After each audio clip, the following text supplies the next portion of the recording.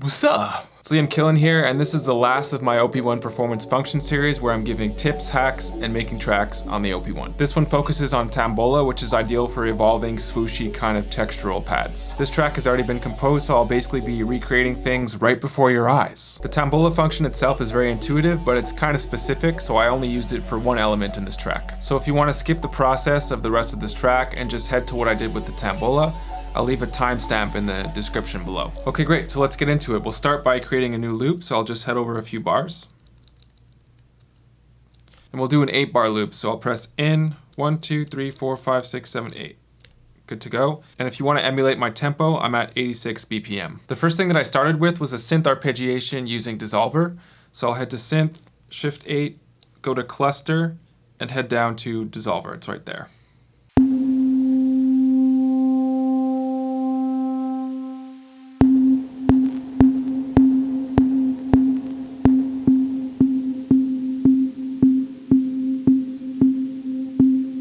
I started with the B minor chord, and I knew that I wanted something kind of jumpy and unpredictable. Endless is a perfect function for this. Before I go into this though, I have another video in my OP1 Performance Function Series that goes into Endless. Great, so we'll head to Endless, make sure that the note value is set to 8th note triplets, Shift and red knob to turn to the random function, so that's this one here. From there, program a few notes from the B minor pentatonic scale. It doesn't really matter what notes, as long as it's all in the same key.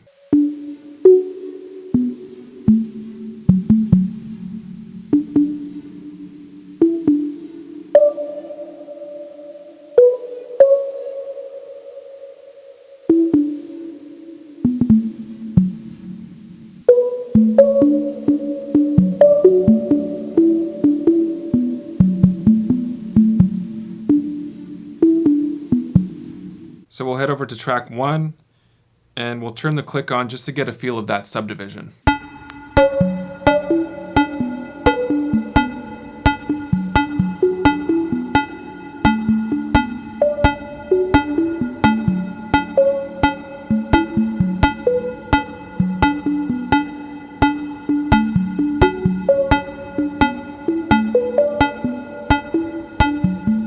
This is a good starting point. We'll move on to the second element from here. I actually did the exact same thing with a different preset in Cluster Synth, so we'll head back over there, Shift 8, Cluster, and we'll head to, I think it's called New Day? Yeah, New Day. I didn't change anything about this sound. I thought that these two synths really complemented each other well. Let's see how they interact.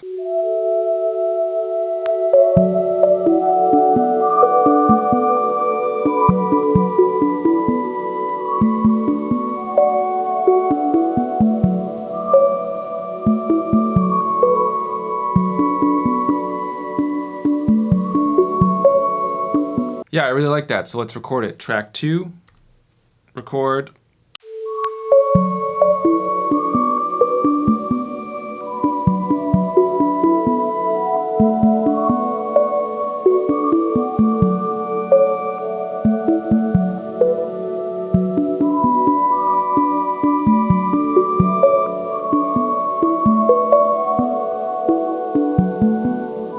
Next, we'll add a nice sub bass to ground this whole thing. I'm definitely hearing the track as like a one-note droney sort of vibe. So we'll just add one nice long bass note for the win.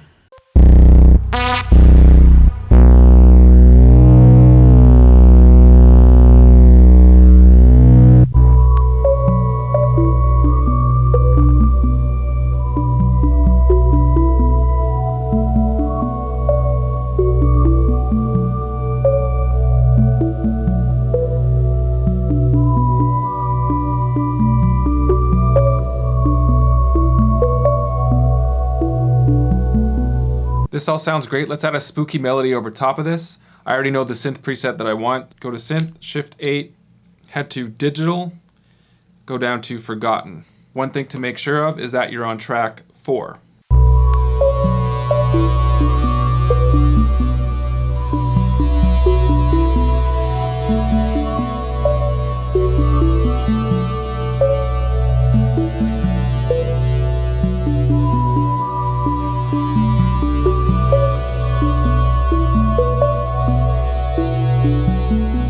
There's one thing that I just noticed. There's actually a little pop coming from track 2. These kind of pops and imperfections definitely happen sometimes on the OP1. It's kind of annoying. I'm going to go back and re-record it.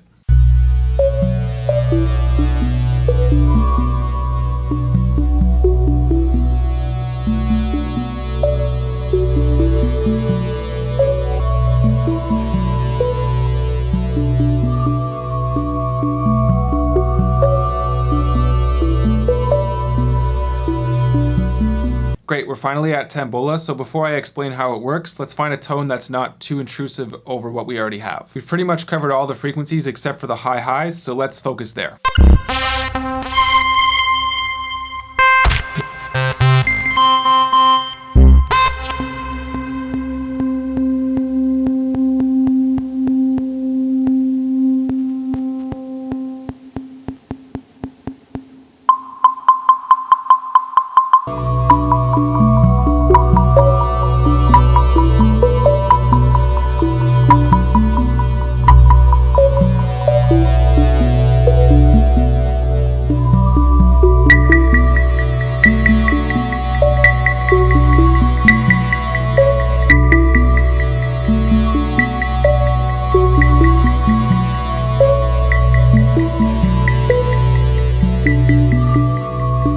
Great, we have a tone that works. Let's head back to Tombola.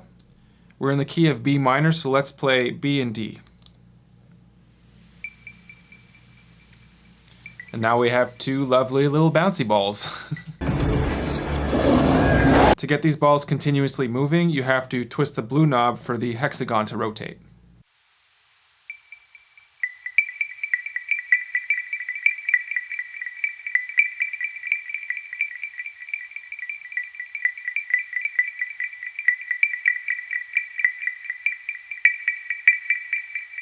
The green G I'm assuming stands for gravity and it affects the weight of the balls. So right now I'm at 0, and if I go full blast on the G,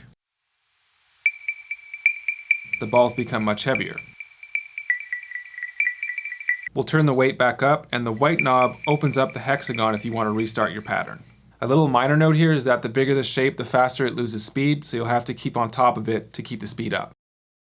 For this track, I'm going to put the speed at 6, and put the gravity at maybe halfway point.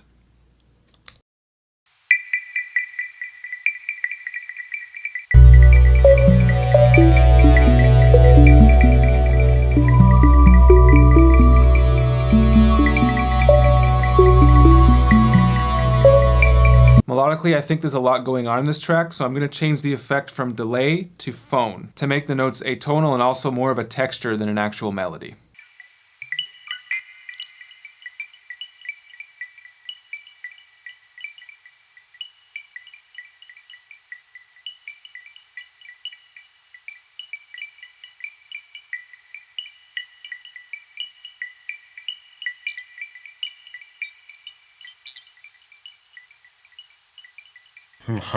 Nice. Here's what that sounds like with the whole track.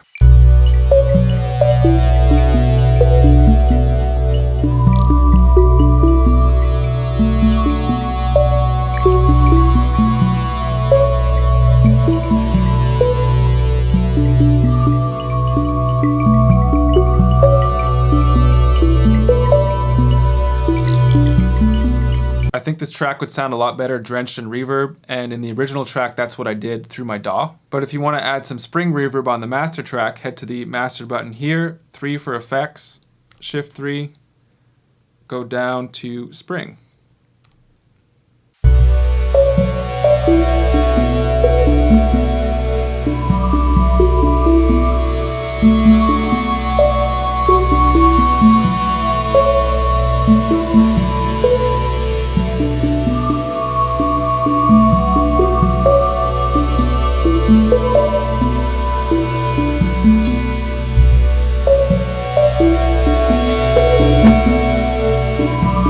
You have to be kind of careful with that one though, because if the spring reverb is on too loud, it'll accent these really harsh frequencies in the mix. And the very last thing I did with this track is I slowed it down through the OP1. So let's head to the tape track, twist the white knob to the left.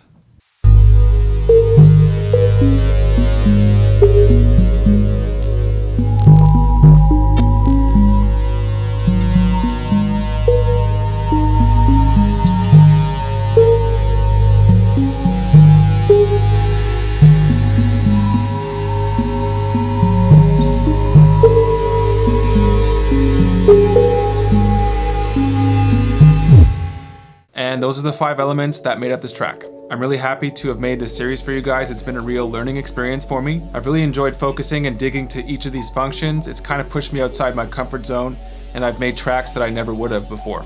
If you guys need tips and hacks on any of the functions on the OP1, just check out my other videos. I'll link them all in the description below. Make sure to share, like, and subscribe if you're into these sort of videos. Check me out on Instagram to keep up with other things that I'm into. And yeah, thanks for watching. I'll see you guys in the next one. Bye!